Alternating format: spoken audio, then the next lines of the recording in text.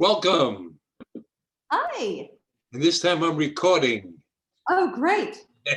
Last time I had it on pause and I forgot to turn it back on. Oh. It was such a great show, but I'm so glad because I don't script it and I don't edit it. And so this way it works out good. First, Yeah. how's the weather there in Sweden? Well, it's getting cold. I think it's going to be freezing tonight, and the sun has already set. It's set around 4 p.m., so it's Really? dark. Because the last time I could see out your window, you're in another room today. Yeah, I'm in a different room. I'll show you outside the window. Okay, there you go. See the darkness. Yes, that's what missing. So It's dark. let's get started about, because I thought of a few things, but I want to start again. Why did you become an actor? How did it all begin? Oh, well, my mom described this. I started as a kid, so my mom describes it as her putting me in all kinds of different activities. It was basketball, it was acting, it was dancing, it was soccer, whatever. And I just removed everything that wasn't performance based. I just didn't want to do them. I just did everything that had to do with performing. And so I suppose it was really something I wanted to do early on. Yes, did you know it, or was it just something you just I must perform, or you I must enjoyed it? perform, I think. And then eventually, when I was around 11 or 12, I think I got quite clear about the idea that I wanted to be an actor. And then I went to acting classes and things here, and then eventually when I went to high school, I started to have the idea that I wanted to come to New York or Los Angeles, and I was reading about the group theater. I read Meisner's book on acting, and I started to know about the Actors Studio long before I went to the U.S. That's right, because you're a lifetime member of the Actors Studio, and I'm very proud of that. The thing, I just had a thought there when you were talking that. Now, you speak such wonderful English. Well, thank you. I had nannies from Australia when I was growing up here. So I already had a good had a good sort of grasp of the language when I came to Los Angeles when I was 18. So I think that helped with. Yeah, because I would never tell that you're from Sweden. You sound like an LA girl. Well, thank you. Now, when we were talking, you said you went to USC, right? I did, yes. And you studied acting there. You took the acting lessons there. I did, and I was so grateful because only 1 year into college did I feel like it was not what I was expecting from acting class. I expected something much more serious than I was getting at USC. I expected something much more sort of engaged and in depth. And so I found my way to the Strasberg Institute. And after a month or two, I ended up in some private classes with teachers from there. And then I was a working observer, At the after. studio, yes. Yeah. Now, when you were at the Institute, who was some of your teachers there? I know Kathy Leslie taught there. Yeah, she was one of my teachers. And so was Hedy Sontag. Ah, yes, Hedy. Yes. Yeah. Yes. I love Hedy. Yeah. And I also remember Hildy Brooks coming in. Well, yes, Hildy. And being a substitute teacher. I remember her making us being caterpillars and then butterflies, and then realizing we were just caterpillars dreaming that we were butterflies. And I remember thinking it was so brutal. We were doing this sensory exercise and we had this idea of what it was like to be a butterfly. And then she said, "Oh no, you just had a dream. You're caterpillars." Really? Yeah. Now, doing those sensory exercises, how did that help you as an actor? I think that more than anything, I think it helped my sense of concentration. if I were to say one single thing, the idea of realizing that you can, with that you really have this ability to shut everything out. And I also think it made me, the way I look at sensory, I don't know if this is the way I look at it. I think so. It's almost like I feel like everything goes on at the same time. There's so much sensory information in our lives, and with sensory, you just sort of limit, you just focus in on a few things, and you go, well, what if it's just this only right now? And then it's not such a big difference if it's happening now or if it happened in the past, sort of. Yeah, I understand that. Yeah, and they're very difficult to do. I mean, when you did them in the beginning, was it frustrating? Was it, what was Oh, it like yeah. doing that? I Very mean, frustrating. I mean, I worked on Heat with Salome for a long time. And she said, oh, come back next week and do Heat one more time. I mean, I thought I was going to get out of I just wanted to bang my head against the wall. I'm not getting it. I'm not getting it. And she's like, no, you're imitating, you're miming. really? And you're pushing, and I've really felt that, wanting to do too much, and then having moments of feeling like, oh, there it is, it's just actually there. Yeah. It's But how long did yes, it take you to struggle feel with that. that way? I don't know. I at one point I realized I had done sensory for about 10 years. Probably I started when I was about 21 doing sensory, so that's 14 years now. And I still have those moments where I feel like I'm pushing and going, I'm not, I once spoke to Penny about, do you think you're a better actor today than you were 5 years ago? And I said, no, I don't. And I still feel that way. I don't know if I'm better at it than I was when I started. Well, I think we were talking about Penny Allen there, but who was a gift to the Actors Studio. I mean, what a gift she was. God Yeah. bless her soul. Yes, I think when actors think they're good, they're not. Oh, well, good. I hope that's a good sign. That's my belief anyway. If you start thinking you're good, then you have it, then you know it all. There's Yeah, nothing to learn. You're right. not, you're like closed then. You're not open to what's going on. Well, I think that's what's so exciting with acting is the idea of the beginner's mind. It's the I don't know yet. And I loved Alan Miller said once, he said, what if you have to live up to the character? And I thought, oh, that's good. What if I have to step up to be that, rather than assuming that it's all inside of me? Ah, that's an interesting point. What does that mean to you and to the audience? What does that mean to them?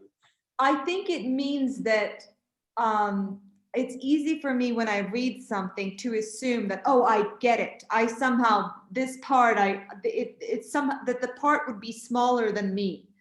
And when I say I have to live up to it, then I remind myself of this person might be greater than I am. She might be more intelligent. She might be more, she might have greater qualities than I have. And what if I dare to put those on, if they're bigger than me, or, they don't exist? The intelligence doesn't necessarily exist in me. She's more intelligent than I am. She's more empathetic than I am. She loves more than I love. And then it's like, can I dare to go all the way there? And then I think for the audience, that means that I get to, you hopefully see an actor that's really pushing the boundaries of how much can we love, or how much can we give, or. It's interesting. Alan Miller is another gift to the Actors Studio. Yes. Yes, I mean, he's been around. He must be 90 now. He must be 90 now. Yes. He still has black hair. I know. I mean, he has. I knew him 30 years ago, and he hasn't changed. He still looks the same. It's just amazing that this man is, and he's such a gift. I mean, I remember he was directing a play with Salome, Mm. and I had to stand in, and the first thing he said to me was, "Don't act." Oh. Don't act. And I always appreciated that. He's another one. And now you were talking, it was interesting when you were talking about how they teach at UCLA and how you, Let's see. Yeah. the Actors Studio. Now, what brought you to the Actors Studio? Was it going to Lee Strasberg's Institute? Yeah, I was at USC, and then I had one friend in Los Angeles, and I asked her, I said, do you know anywhere else I can study acting? I mean, I was quite young. I was 18, sort of coming from Sweden, and she was and she knew one actor, so she took me to his house, and he said, well, I don't know where you can learn. I know about the Strasberg Institute. So then I went to the Strasberg Institute, and I really wanted to keep studying there, but I couldn't study there and at USC at the same time. So when the summer break was over, I started to take private classes with Kathy, and then I came into the Actors Studio when Al Pacino were doing the readings of The Father and Salome at the Tiffany Theater, Oh, yes. and they needed help in the theater. And so I got my working observership because I was helping during that time Yeah. in the theater. And then after that, I mean, when I came to the Actors Studio, I felt like I came home. It was just, my accent wasn't always this good. And in college, they were very hung up on my accent. They were, you sound foreign, and they, and they got really caught up in that. And when I came to the Actors Studio, everybody looked past that, or they could see other qualities. So I finally felt like there was a place for me to bloom or to learn or work. Yeah, it's true. The Actors Studio, I remember telling actors, I remember in New York when before and on, I told an actor, just remember, all the people, past and present, everyone here is pulling for you. There's not Yeah. one person against you, and it's the most amazing feeling to know that everybody's there for you. They don't worry about, it's not about your accent or how you look or what it is. It's all about your talent to bring that out, the gift that you have, because you have to have a gift in order to pass the Actors Studio. Yeah. I just wanted to get into a little bit about that, because I remember I told you the last time. I remember I remember when Joanna Cassidy got in. You know how we stand outside and we look at the board where we have to sign in. There's two boards, one for members and one for observers and whatever. And I remember the look on her face. It was the most amazing look. I mean, I could be wrong, but I don't think I am. Where it was that feeling of, I am a member of the Actors Studio. Now, I remember asking you what you did for your final and when you passed. What was that feeling like? I remember my finals so well, because my scene partner for my final was late. He had got a flat tire, so he didn't know if he was going to make it. So I was preparing and I was preparing and I was preparing, and finally he came and we got in there, and there was this. I remember feeling like I really did everything I could have done that day. I thought, if I don't get in now, I'm not good enough actor yet. It's just, I did my absolute best today, and either that's good enough, but I couldn't have done anything more. And part of the scene was me saying that I'm lovable. The person felt very unlovable, and I just screamed out, I'm lovable. I promise you, people love me. I'm lovable. And when I finished my final, somebody in the audience, I don't know, I think it might have been Joanne Limble. She said, we do love you. You are lovable. And then I got the call that I had gotten in. And I mean, I was so happy, and I'm so proud to have my name on the list, and to not, it was just such a feeling of accomplishment. And I still have my member letter, and it's that feeling of what, no one can take that from me, regardless of when people like my work or don't like my work. It's just a reminder of like, I did that. There's a certain level I'm capable of. It's true. I know when I got in as a member, it was more like the one thing about the actor studio that I always felt, and whether you were Paul Newman or whoever you are, we were equal. Yeah, We all had to do that audition. yeah, Well, not everybody, but the majority of us had to do that twice. yes, And that made us equal to whoever you are, because we all had to go through that and pass that. And so yes. I always felt comfortable and about that. I remember in New York, the first time I ever worked in New York, I was working on Gary Gilmore, and it was a Friday scene. Frank Casaro was the moderator. And I remember in the studio, it was everybody was packed on a Friday. I don't know if they, and it just so happened that the second scene didn't show up. So I was the only scene that day. So I Uh-huh. got to do it twice. Uh-huh. Yeah. And it was the most amazing, looking out in that audience that first time. It's, I mean, the studio in New York is different than, LA. It was just an incredible feeling. It was. And we are, and it's great. Let's get back to, you studied with Salome. I did for a long time. I know. And she was a Salome really, Jens we're talking about. yes, Yeah, Salome Jens. And I think I mentioned this when I came to her class the first time and I did sensory. And she looked and I cried because I cry easily. So that one was which of course was a big gift in college. It was like that was a good to impress anybody that you could cry. yes. But in Salome, she didn't really take, I mean, she just looked at me and she said, okay, you're pretty and you can cry. Now let's get to work. Yes. And Yeah. and it was such a good thing for me to hear. I was like, okay, now we get to, and now after that, it was, the world opened up to be creative and what it meant to actually act. And crying is not such a big part of acting as I thought. Yes. It's true. Yeah.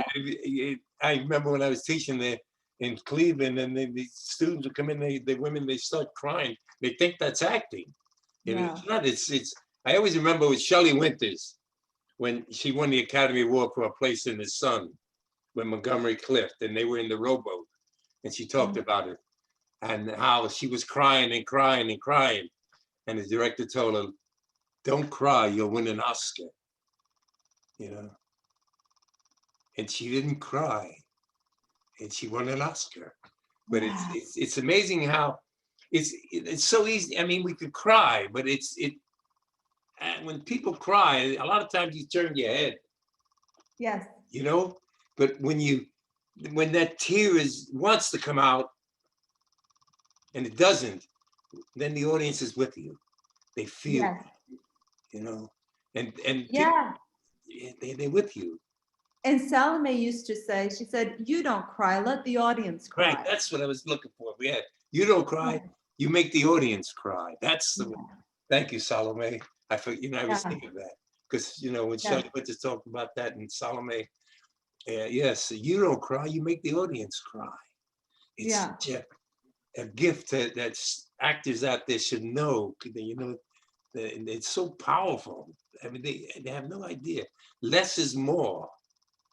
Yes. That's still my whole journey in acting. I mean, it started there and that's the same. It's interesting how we always have ourselves I mean, it's like we have the same acting problems or whatever. I mean, I think they stay with us. I mean, it's always less is more with me. It's always simply, I had one teacher, it might have been Alan, who just made me sit on stage and just say, don't do anything, Ree, and trust that you are interesting enough as it is. Right. And that was Salome and Alan, and it was like there's so much going on. You don't have to add and push and put.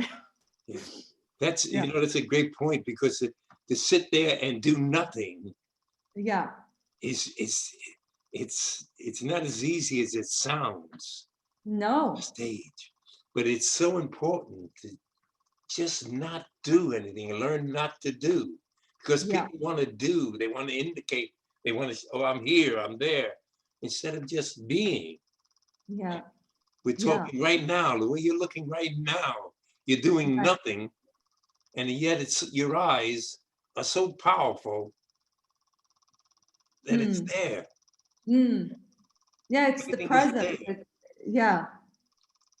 you know. And it's I love that with what Alan often says, you know, you already know so much about, if you've read something once, you already know what all that's about. It's in you. It's present right there all the time. It's not as far away as we want to, as we think it is. There's not a far reach. It's attainable right here, right now is all. Yes. Yeah. And that is so true. And you also, now I want to get into, oh, your acting. What does it do for your stand-up comic? Well, I think that for my stand up, the acting really allows me to be in the discomfort. I think that the pauses, people tell me I am more okay with pausing in stand up. That I often get that feedback. People say, how do you dare to stand there and do and say nothing? And then you just give the joke, right? You know, he's so, and I think that's acting that's made me comfortable to just hang out on stage, even and not know where you know, without really hearing the audience, and then give them the laugh. And but I dare to hold out a little longer than maybe most comedians. And I think that's from acting. That's interesting. And that I have so much respect for people who do stand-up, because it's such a demand. You know, it's really hard. I mean, it's not easy. I mean, acting is a lot easier, I think, than doing than because you're standing up there is, it's almost like you're standing up there naked. I always get Yeah, it. it is. It's very naked, especially when you try new jokes. Every time I will say I often say that in stand up. I say, well, the first 2 years, you know, we don't really know if you're a comedian yet. You know, when you've started to throw jokes out and you start again, that's when you realize you're really a comedian. When you've done a few times, you've done that naked thing where you just go, I've got to try new things. I have to put that away, and I got to try something completely new. And that is always naked. I mean, it's the idea. It doesn't matter how long. I don't think, for me, it doesn't matter how long I do it. Every time I try something new, I'm going, has anybody ever thought this way? Or am I the only human? Are they going to understand me? And then you hear the laugh and you go, oh, they understand me. What if you don't get the laugh? Yeah, then sometimes, and that's where I think thankfully you get that you get, you know, a little skin on your nose and you go, okay, maybe I didn't write it, maybe it's unclear. And in the beginning, unfortunately, I don't know if there's a way around of taking those things personally. In the beginning you just go, oh, they don't understand. But after a while it's just craft. You go, I didn't say it right. You listen to it, you go, did I use the right wording? Am I not being clear? What is it, just not funny? And you start to really separate it from yourself and go, it's not me that's not funny, it's the joke is not funny. Uh, and now where did you start doing? What made you start doing stand-up? That's um I had a friend who was doing stand up, and I was doing a lot of improv. So I was doing a lot of improv, and she and I were doing improv together, and she was doing stand up, and then she just asked if I wanted to try to do stand up on her show. And I really wasn't sure why she asked. I thought, why would I want to do that? But I did, and it was 3 minutes on a show that she had organized, and it wasn't terrible and it wasn't great. It was just your first time doing stand up. And then I did it again at an open mic, and that time was magical. I really, it was, I just had a great time. And I for a moment, I just had a feeling of like, this is why I'm on this earth. good.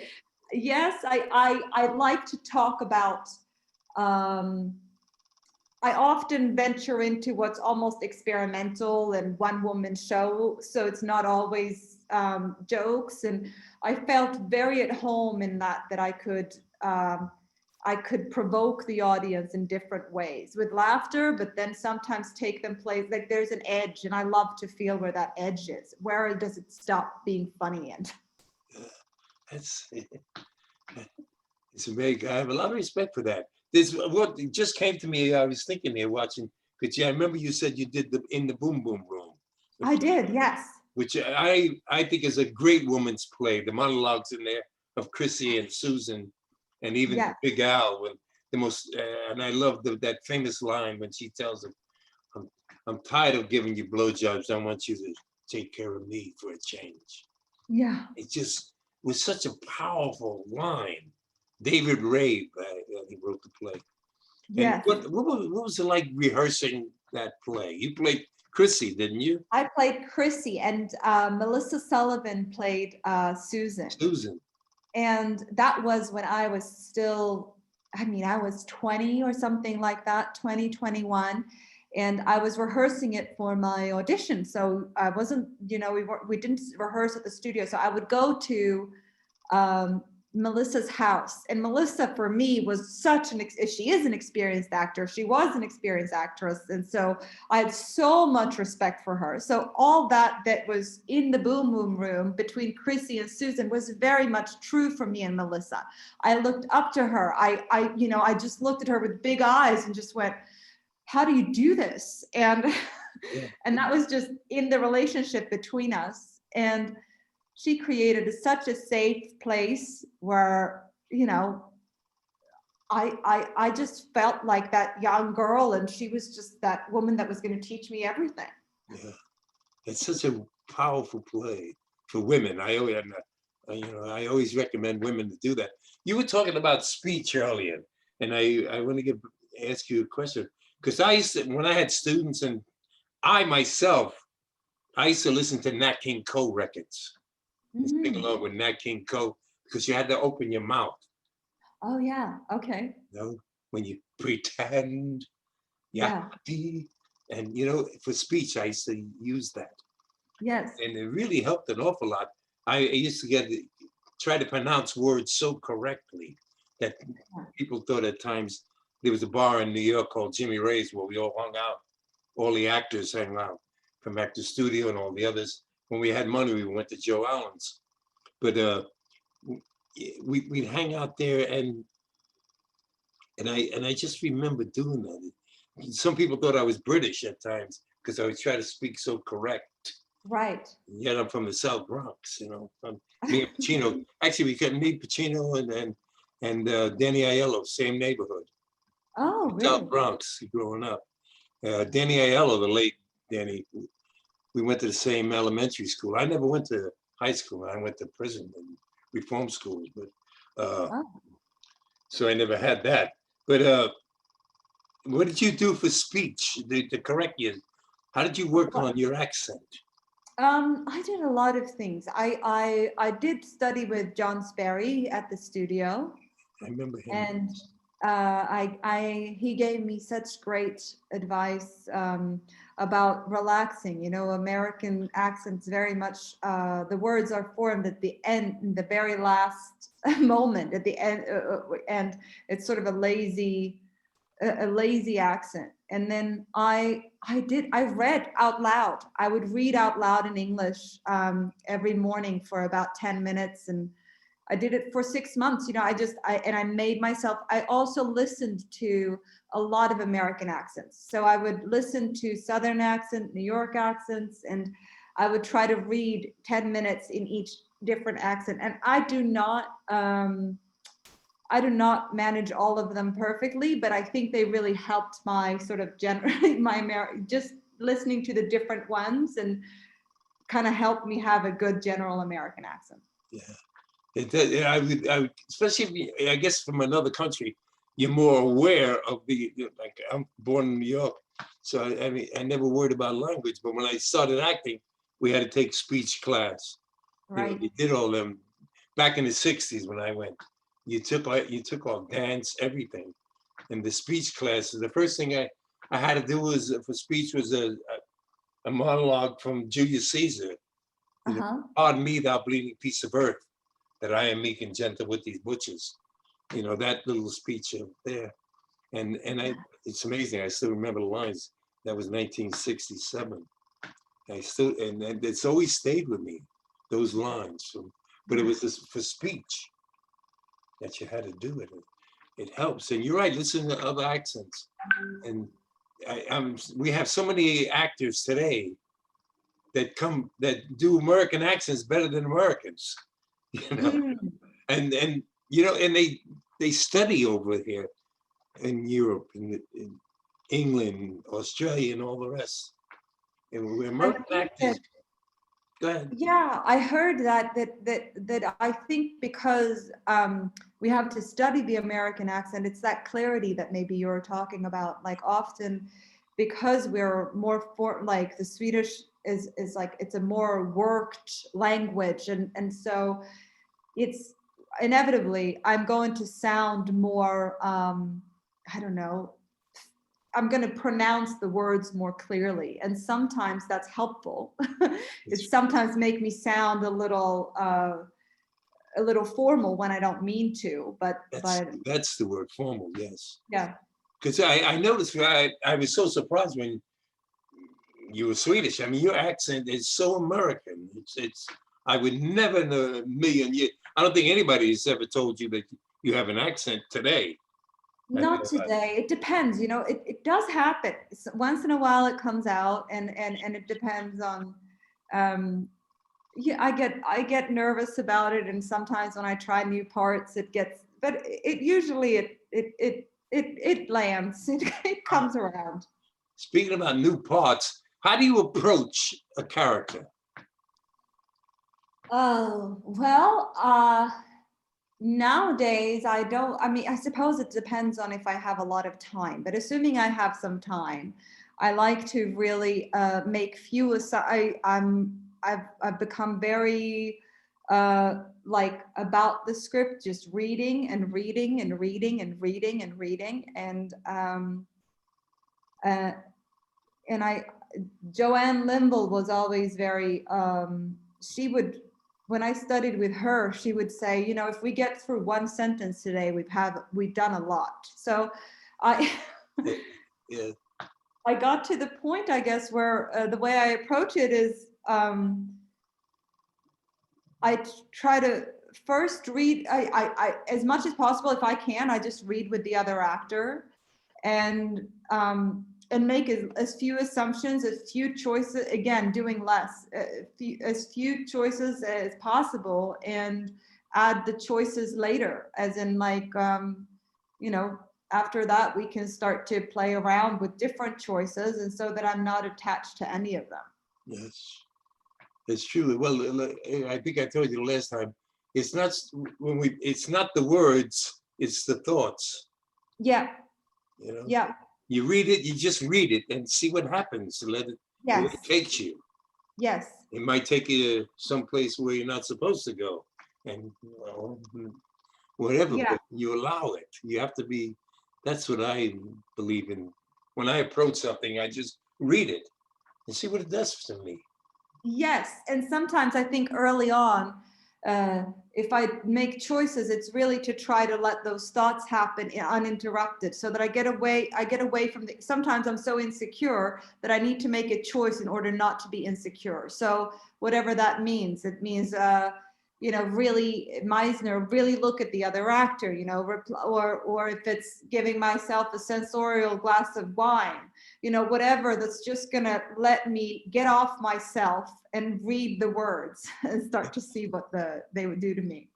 That's interesting. You know, looking at the other actor. Now, a lot of times when you look at the other actor, it's like looking at a brick wall. You know, Yeah, you know? I mean, it really. Yeah, there's times. You know, what's going on? There's nothing there. It's blank. yeah, And right. what do you do then?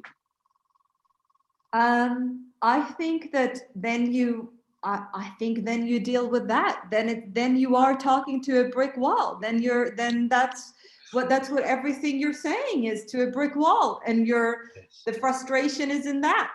Yes, yes. Like then you're questioning, is this person even telling the truth? It's just a brick wall. Are they lying to me? Are they making fun of me? Whatever that brick wall brings up. Yeah, that's true. Yeah. I'm trying to think of there was an actor. Uh, he was.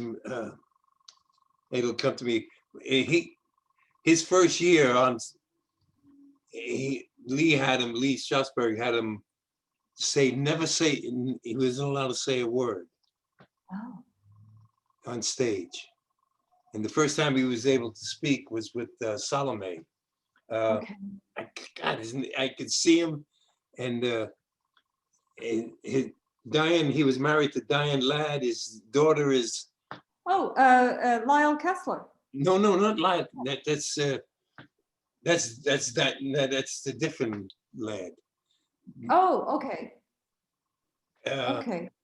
the daughter is an actress too now in the studio. Oh, let me not think about it. It'll come, and you'll know his name right away as soon as I have too many bats to the head when I was a kid. I can't remember me and names. Say your name. Pronounce your name. Well, in Swedish it's ri.versteegh. Ooh, So, but I but I say ri.versteegh. Re. Yeah. Yeah. Re. Yeah, because I was wondering what's R.I. mean, and that's and that, and oh God, it's killing me. I keep seeing his face and this and that, and it was just he told me about the story about that, and it was such a great story. You know who old man he played? Diane Ladd was his wife, not Lyle Kessler's wife. That's a different. Oh, Uh, yeah. Diane Ladd was his wife. She was in, Okay. and his daughter. Okay, let's go on to something else. Anyway, Lee had him not say a word for a whole year, Yeah. just be on stage like you were talking earlier about doing nothing. Yeah. And he had to do that for a whole year. Oh, wow. And then his first scene was with Salome, back then. She was known as the body. I was talking to you one time, I remember, why do we do scenes? And Shelley Winter says, why do we do scenes? And everybody's looking around. She says, we do it to get laid. Which which was a lot of it was true. I mean, you're young, you're an actor, and all of a sudden you're attracted. I remember in New York when I became an actor, 1967. Boy, I mean, I was just so interested in. I loved women, and I was living in Greenwich Village, and it was the '60s, so it was time you did scenes. It was just accepted. That's why you picked partners. And you got married to yours. I got it. Well, I will say I will defend my ex-husband in that he and I never did a scene until long after we were married. So, but I did choose a lot of scene partners that I thought were attractive. I loved men. I still love men. So I'm not saying her words in vain then, No, I mean, it's but such a true feeling. I nowadays I try to be a little more careful in choosing my scene partners for the work rather than wanting to get laid. Yeah, I mean, we passed that, but in the beginning, it's all about.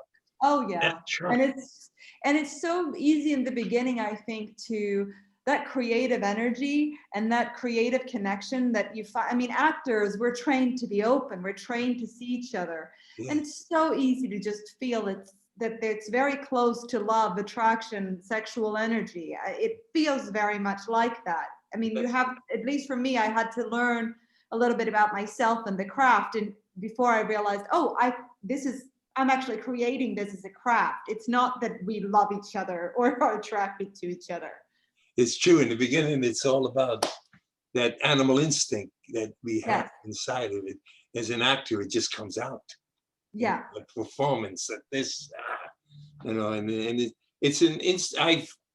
many times I fell in love with someone on stage. It's something about that, that attraction is just, Yeah. It's all part of acting, and it's and it's You learn, like you just said, later on in life, that you can control that. In the Yes, beginning, we're learning how to control our emotions. yes, I yeah, think that's what a good point of it is, that we learn how to control our emotions. But I mean, that feeling is still there. There's times I'm sitting on stage and I'm watching the work, and it's more, I think I fall in love with the work than the yeah, person. yeah, You yeah, know, that's if, true. when you think about what it really is, it's the work. And at Yes. Salome, when I started my show years ago, it was always called The Work. And I got that from, because anytime I would ask Salome Jens, how do you do that? Yeah, She would just say, I do the work, with that incredible voice. yeah, was She that incredible? has, you know, she has Yes, that voice, I do know. the hands. And she Yeah. was known in New York as the body. I mean, the most incredible. And I had the pleasure of dating Salome. So, you know, but she got wise and got rid of me. But I mean, she did the smart thing.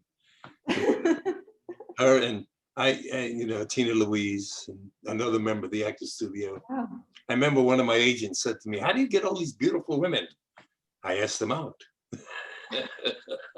that's a good start, isn't it? Yes. Yeah, I, It is true when I think about it here. I was dating, Tina Louise and Salome Jens and other, wonderful women, these most beautiful women. oh, And why do you do it? wow. Because I asked them out. It's simple as that.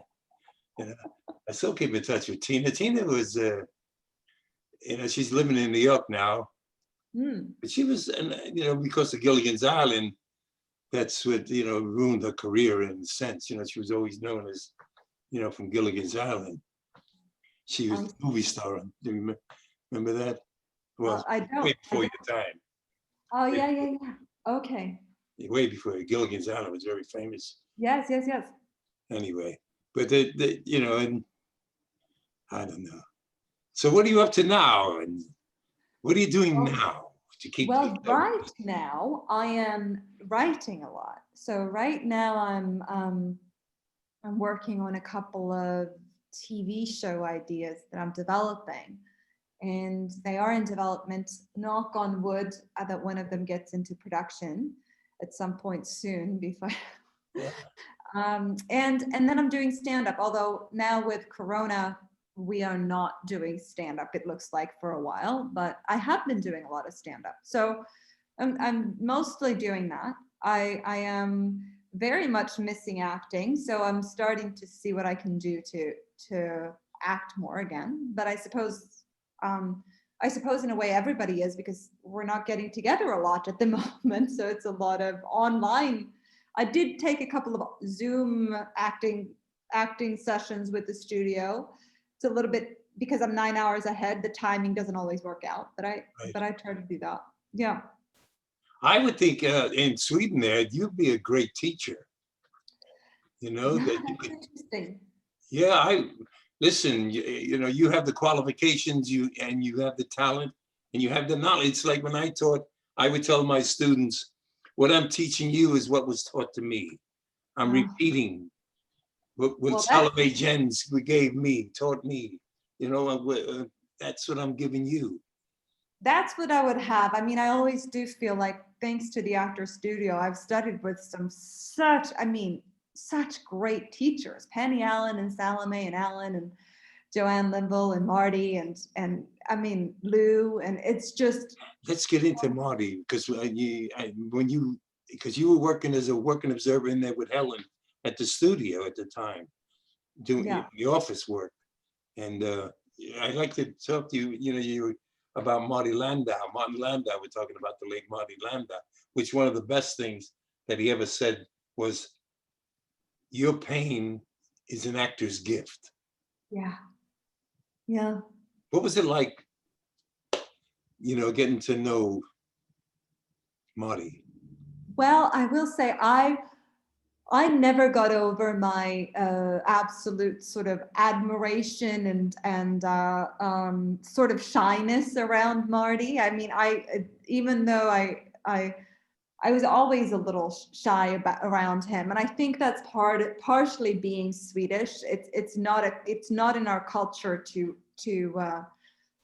approach or assume that we're very close to somebody. But I was always surprised that he was so good at keeping track of all of the actors at the studio, and he did. It is a lot thanks to him that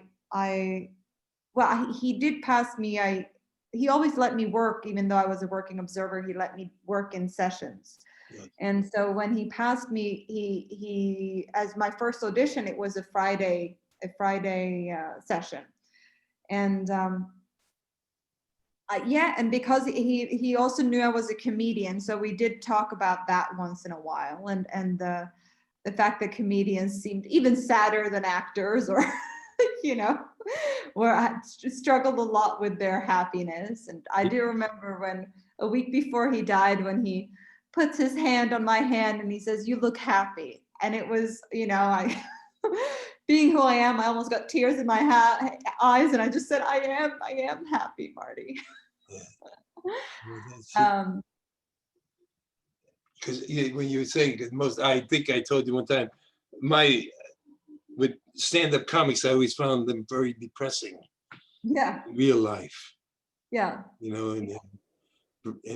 and then the ones that I knew, they off stage, they were very shy and very, you know, and very nervous around people, very insecure and yes.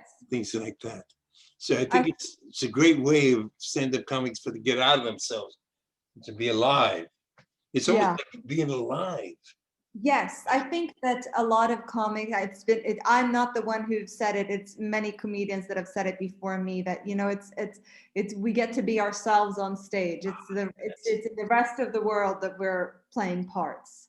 Yes. And I feel the same about acting a lot of the time, that even though I'm playing a part, I feel more myself than out in the world. And I think that's true for a lot of artists. Whenever we're doing, I can that's, identify with that a lot. The worst part of acting for me was the curtain call, yeah, right, because then exactly. I had to stand there as John Solari.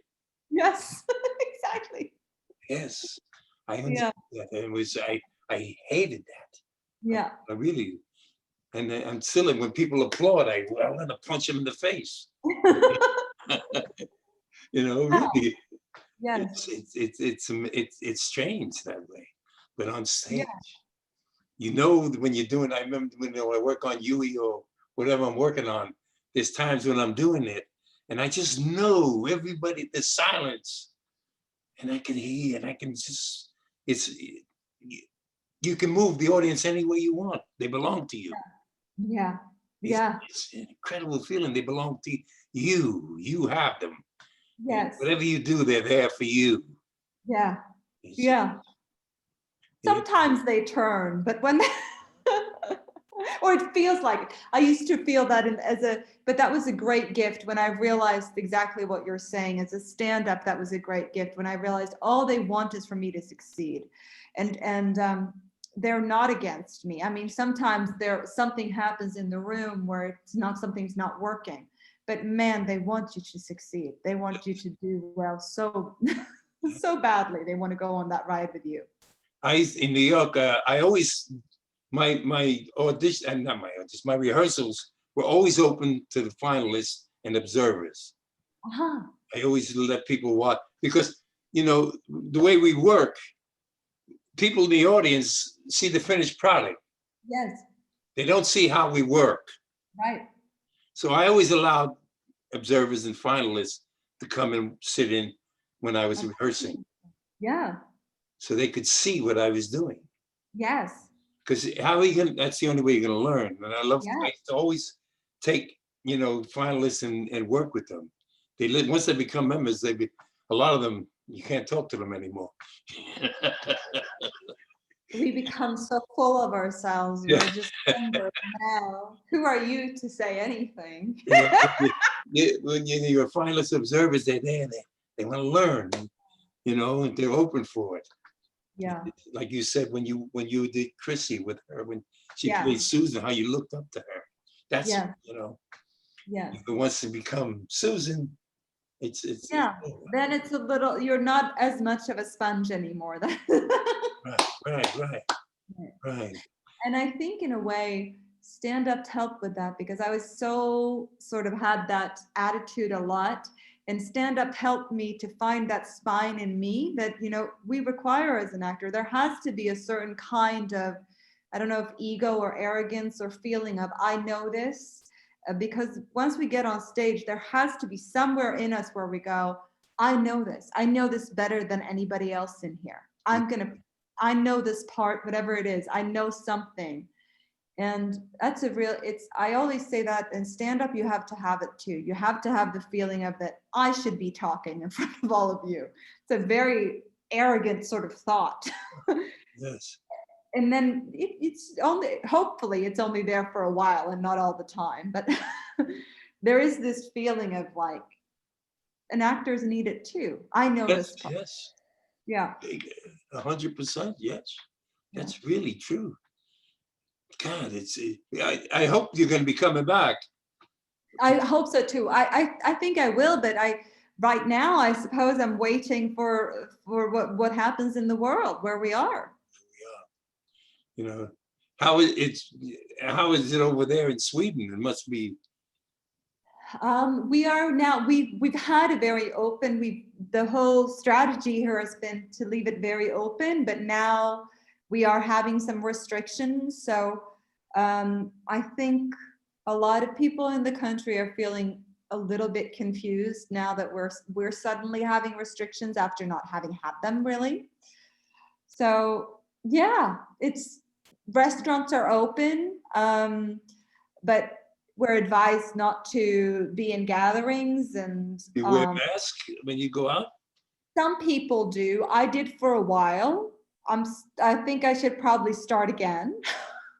um, Better safe than sorry. yes, but it's not. It's most people here do not wear masks.